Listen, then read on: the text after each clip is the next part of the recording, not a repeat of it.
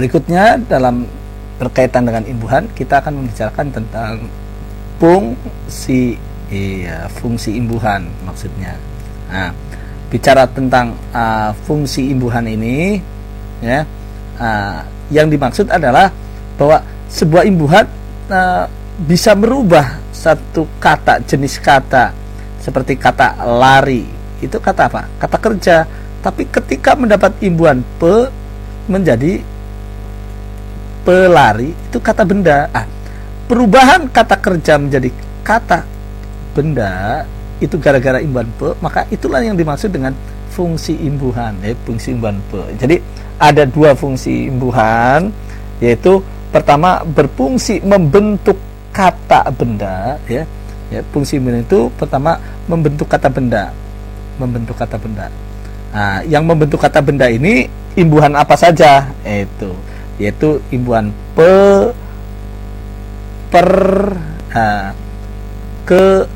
an, ke dan ke an termasuk, ya kan? Terus kemudian sisipan, contoh itu tadi petunjuk itu kan, pelajar ke an yang kalau kita bicara ke an pada umumnya, kalau dan selalu membentuk kata benda, tapi kalau ke an pada umumnya membentuk kata benda. Ini pada umumnya, ya. Tapi kean bisa membentuk kata sifat itu, walaupun kata sifatnya sering tidak baku. Contoh kegedean, bajunya kebesaran, itu kata itu tidak bagus sebenarnya, ya, kekecilan. Tapi artinya terlalu kecil gitu. Itu menyatakan kata sifat.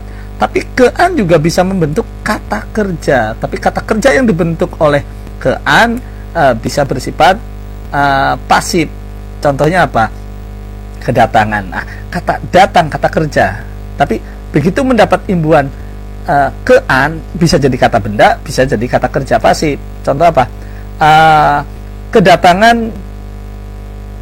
tamu itu telah ditunggu-tunggu. Kedatangan di situ hal datangnya berarti menyatakan kata benda. Tapi kalau ia kedatangan tamu, ia subjek, kedatangan predikat, tamu iya pelengkap, maka kata kedatangan di sana adalah kata kerja pasif itu, ya. Kehujanan itu, ya, terkena hujan gitu kan. Itu kata kerja pasif.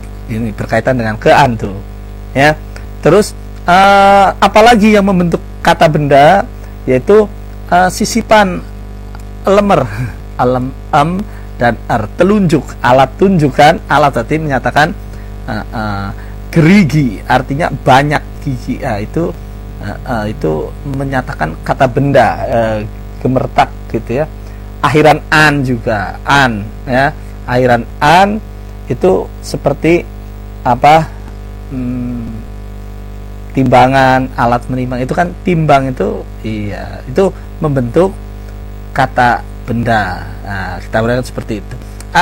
Imbuhan lain ada yang membentuk kata kerja, itu membentuk kata kerja. Apa saja yang membentuk kata kerja? Adalah awalan ber gitu, ya. Terus kemudian ter gitu. Kemudian di gitu. Terus akhiran i, akhiran kan gitu. Itu membentuk kata kerja. Beran, kean tadi udah, ya. Mekan, memper gitu, ya. Memper gitu. Terus mekan gitu. Imbuhan me juga berarti, ya. Itu membentuk kata kerja. Jadi ada yang membentuk kata kerja, ada yang membentuk kata benda. Itu maksud dengan fungsi imbuhan.